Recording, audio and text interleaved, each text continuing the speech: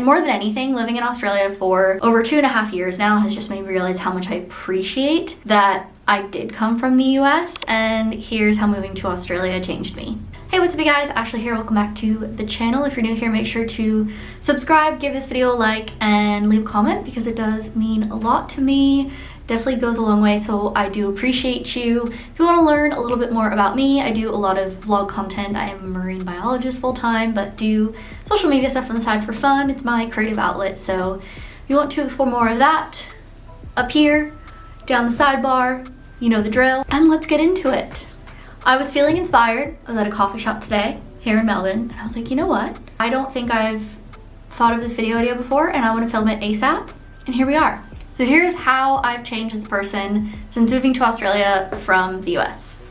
So first up, I am not as anxious about money, which is so crazy to say because I would say two things that I get most anxious about is money and health, whether it's my health or my loved one's health. And so it's even crazy for me to say that since moving to Australia over 2.5 years ago, I am less anxious about money. And I definitely think that it's rooted in topics that I have chatted about before, which is moving internationally as a full-time student. The hourly rates in Australia, especially for casual and part-time work, is so much higher than anything I've ever experienced in the US. When I was a full-time university student doing my bachelor's in Maine in the US, shout out, I was lucky if I got like 12 an hour USD, which yes, when you convert it, that's what, 16.50, 17-ish AUD nowadays. But especially casual rates, which in Australia, casual rates are super common, especially in like hospitality, retail, things like that, where they can't guarantee you a certain amount of hours. Upwards of 30 AUD, which is just insane, comparing 17 AUD to 30 plus AUD an hour. I immediately was like, I can work 10 to 12 hours a week on the side from full-time uni work and not feel like I'm blowing through the entirety of my savings, which definitely did help. I mean, you know, cost of living crisis is a whole other thing that's going on pretty much worldwide at the moment. Could be wrong, but just insane. So much less anxious about money, I feel. Also, just going on top of that, health insurance is a whole different game over here in Australia, and I don't feel like I am going to go bankrupt if, God forbid, knock on wood, if a health scare happens and I need to rush to the hospital, I am confident that I will not go in debt. I'm only on private health at the moment. I am not a permanent resident here in Australia. I'm still an expat. I'm still on a visa. I'm on a graduate working visa at the moment. A graduate student working visa. But yeah, all of those things. Less anxious about money. Still anxious about money. Oh my gosh, anxiety. Hello. But less anxious. 2, I feel safer. Wow, what a concept. Literally so original, isn't it? So original.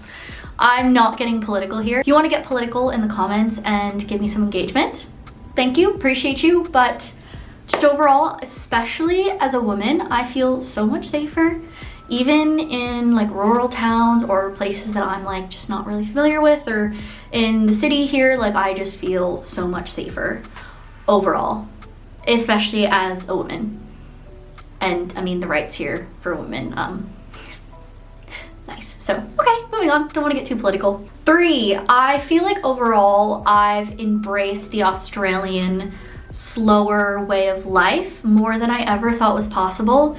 Coming from New Jersey and just the tri-state area, not far from New York City, even in the suburbs, the hustle culture, and in so much of the US, is just so ingrained in everything we do and everything we're surrounded by growing up of, you have to do 20 things today, you have to be productive, your self-worth is in productivity, how much have you gotten done today? Oh, you relaxed on the couch? Wow, you're a bum, you're going nowhere in life. Like that, all that mentality. And so I feel like I've really been able to just enjoy the slower pace of life. I still am very much like, a lot of my self-worth does come in productivity. Like for example, my work life, my full-time job has been a bit slower lately. Head to this vlog if you want to learn more. But I'm very much like, oh my gosh, like, I mean nothing, like I've done nothing today, or I feel like I've done nothing today and I am going nowhere in life and, you know, spiraling. But overall, I feel like I've been able to embrace things a bit more and not rush anywhere near as much as I used to, like anywhere near as much. And that's actually quite nice. And then because of that, I feel like I've been able to enjoy some of the little things more. Definitely comes in waves, because I feel like in order to really appreciate the little things and what's in front of you, you do have to be extremely present. And if you are spiraling in anxiety, then that kind of takes you away from that. But overall, I feel like I've been able to enjoy the little things more, and it's been refreshing. 4, my coffee palette has changed. I realized this especially the first time I went back home to the US after first moving to Tasmania for 2 years before moving over here to Melbourne. And it's insane because a lot of American coffee is so much heavier and darker and more bitter.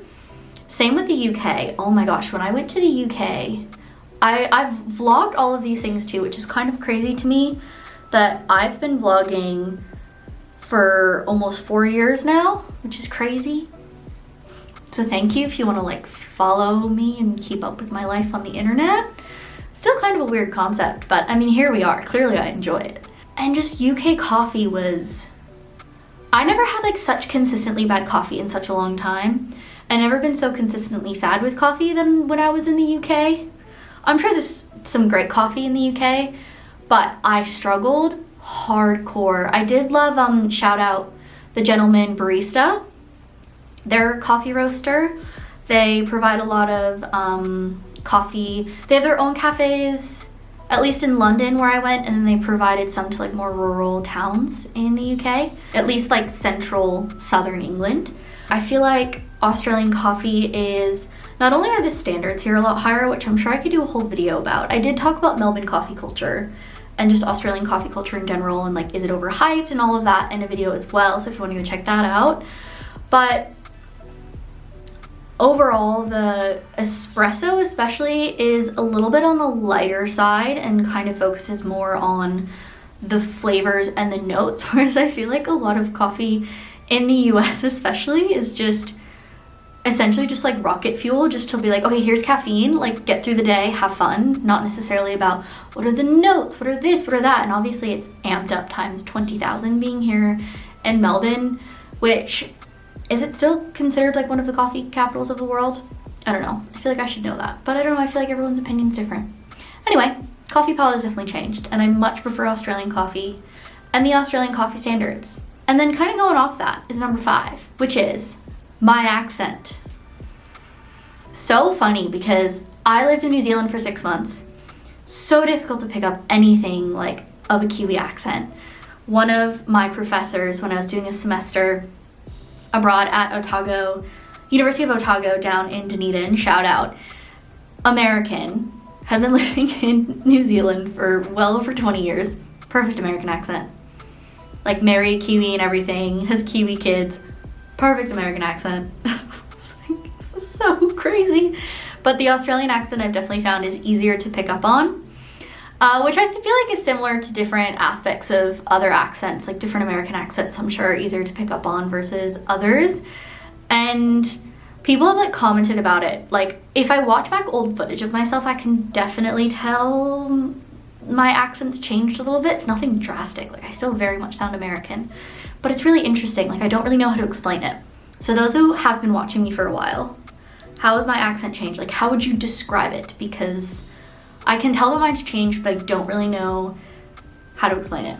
And this is like number 6 and just all encompassing of so much. And I guess when I was first writing this list, I was like, am I really gonna say that I'm happy where I came from?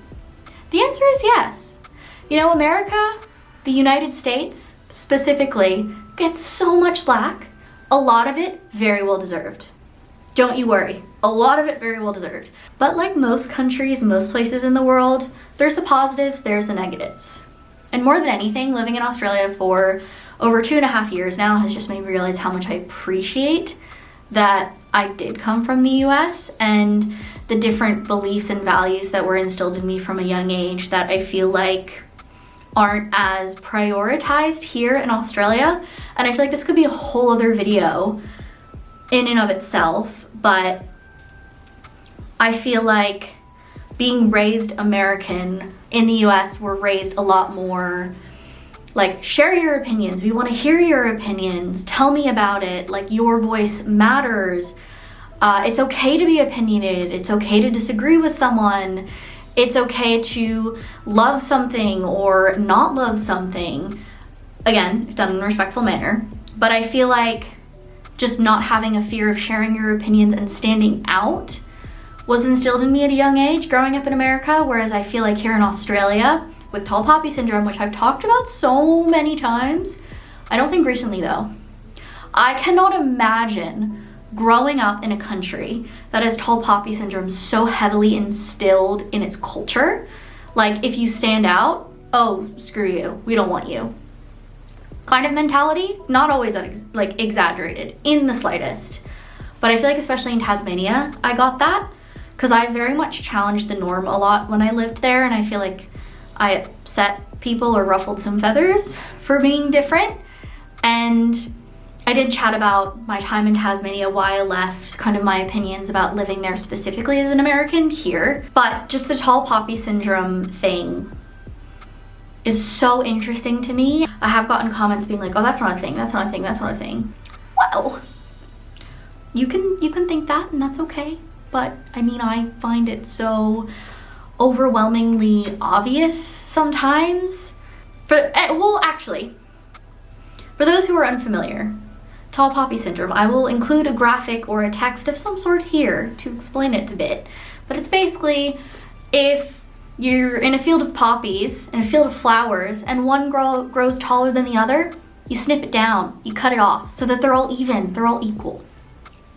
And in theory, I do think that it does promote some great values like being humble, being respectful, working as a team, building community.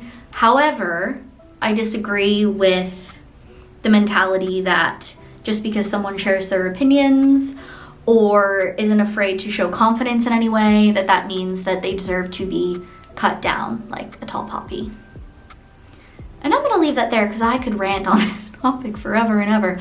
But those are the main things that I realized has changed my perception on, or just I've changed in general over living in Australia for 2.5 years after leaving the US. I would love to learn in the comments if you've moved abroad or even just interstate or wherever. Have you noticed that moving to somewhere new has like changed aspects about you, about your personality, about the way that you view things? I would love to learn more. And thank you so much for watching, and I will catch you guys next time.